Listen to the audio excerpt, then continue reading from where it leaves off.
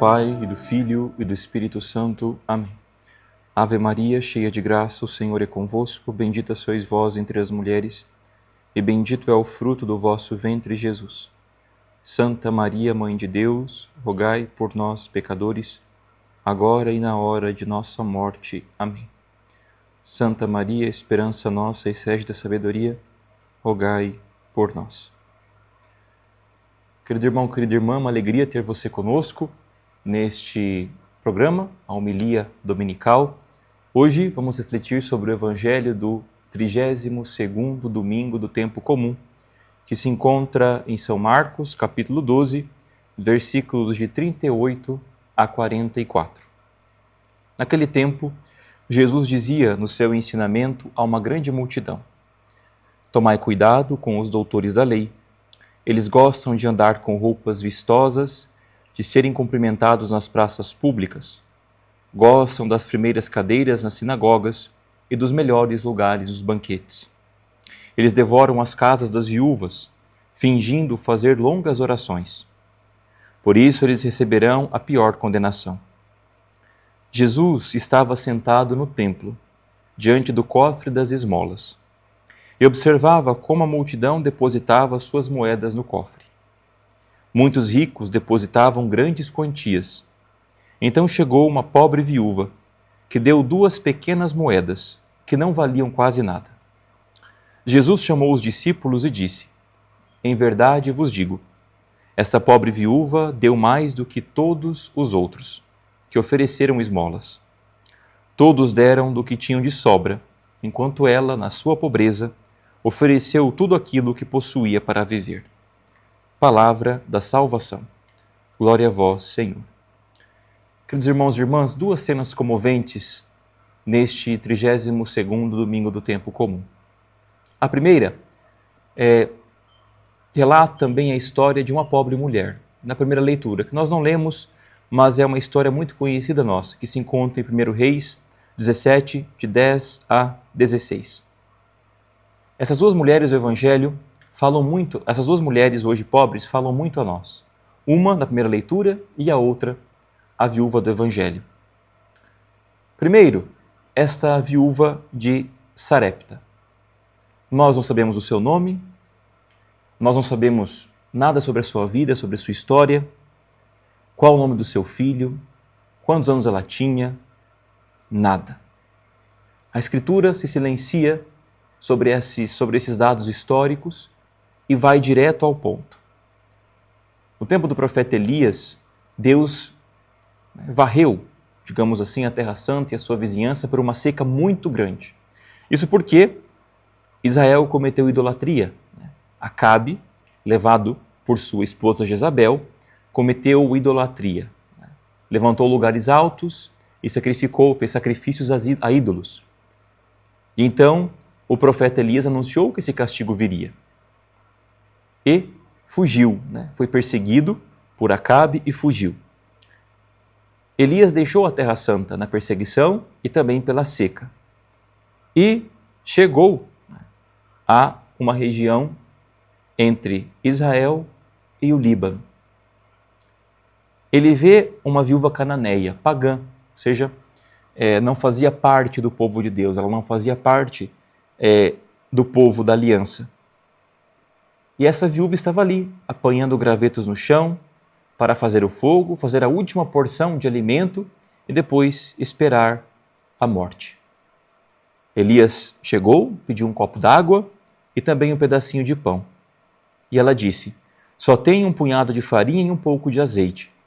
Eu estava apanhando 2 pedaços de lenha, a fim de preparar este resto para mim e o meu filho, para comermos e depois esperar a morte. Olha, nós percebemos que aquela mulher prepara para Elias a última porção, ou seja, tudo o que ela tinha. Ela não tinha mais nada.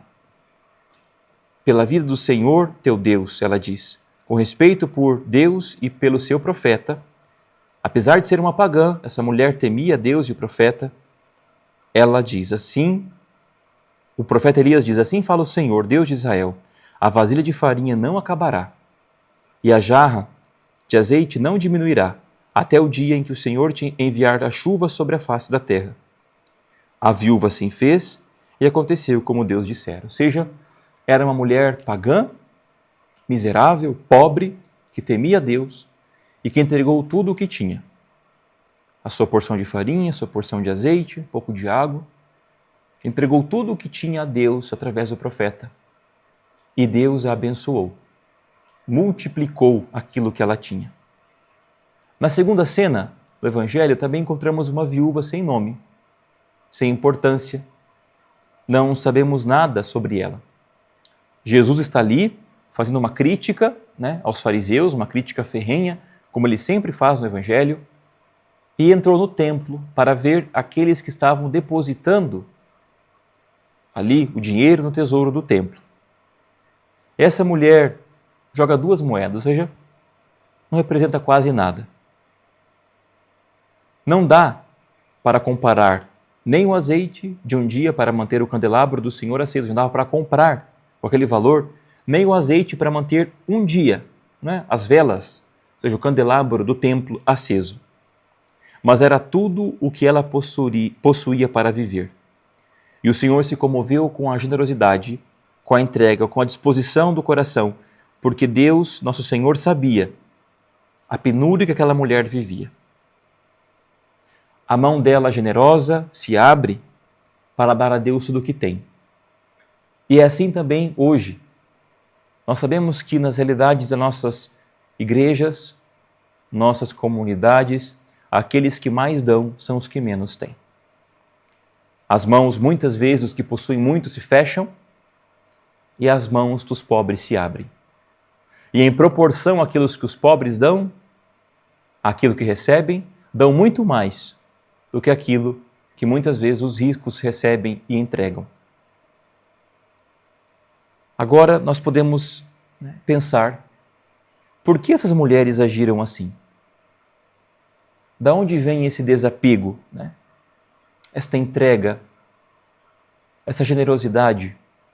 A resposta é simples. As duas conheciam Deus. Elas sabiam com quem estavam falando. Deus para elas não era uma ideia, não era uma teoria, Deus não era uma ideia vaga, fria, mas Deus era concreto. Presente na vida delas, era uma pessoa atuante. E ainda assim, hoje, é a vida dos pobres. Eles percebem que Deus é a sua única segurança. Deus está com eles. Deus ampara a viúva e o órfão, diz o salmista. Como não olhar para essas mulheres, meus irmãos e irmãs, tão diferente de nós? Que somos apegados, desconfiados, iludidos. Pensamos muitas vezes que podemos garantir a nossa vida com tudo o que temos, no nosso egoísmo, alimentando isso dia a dia. Não. O Senhor nos ensina hoje a ter um coração generoso. Ele é a nossa única riqueza. E temos que pedir a Ele, Senhor, dai-nos um coração confiante, um coração entregue.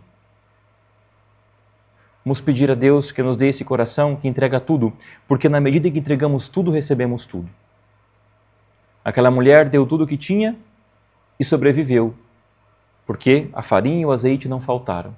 Aquela mulher depositou tudo o que tinha e Jesus olhou para ela com amor, porque ela deu tudo o que tinha. Quando nós entregamos tudo o que temos, não retemos nada, então cumprimos o mandato do amor, da generosidade. E então somos felizes. E agora, olhemos para a segunda leitura, que nos apresenta Jesus diante do Pai, no céu, em nosso favor. Ele se fez homem por nós, doou a sua vida por nós, até morrer para pagar os pecados da multidão. Ele fez como aquelas viúvas. Ele não se poupou, não poupou nada. O seu corpo, o seu sangue, ele se entregou inteiro ao Pai por nós. Jesus nos ensina a perfeita oblação, a entrega profunda do nosso ser a Deus. Uma entrega generosa, dar tudo o que temos e somos a Deus, sem reservas. Aquelas mulheres, sem saberem, participavam dessa entrega de Cristo, da generosidade de Cristo, dos sentimentos de Cristo. Sem imaginar, colocavam a esperança em Jesus. E também é assim conosco. Também é assim conosco. Cada vez que nos entregamos, que nos doamos, damos tudo o que temos, nos reconhecendo pobres e miseráveis e dependentes de Deus, nós recebemos tudo e somos com Ele tudo.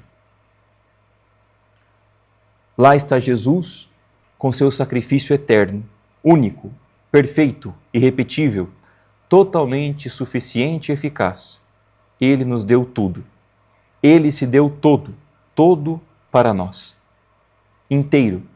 E a cada Eucaristia e a cada missa, no altar, Ele continua a oferecer-se. Tudo. Isto é o meu corpo, isto é o meu sangue, que é entregue e derramado por vós. Como não imitarmos a tão generoso Senhor, que não só nos deu a vida, mas deu também a vida divina, para nos entregarmos, nos doarmos, nos derramarmos junto com Ele.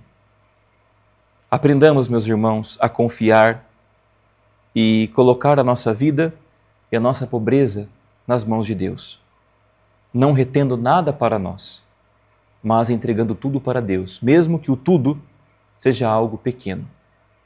Porque, como diz Santa Teresinha, nada pequeno quando o amor é grande. Quando fazemos com amor, tudo se torna grande. Deus abençoe você. Em nome do Pai, do Filho e do Espírito Santo. Amém.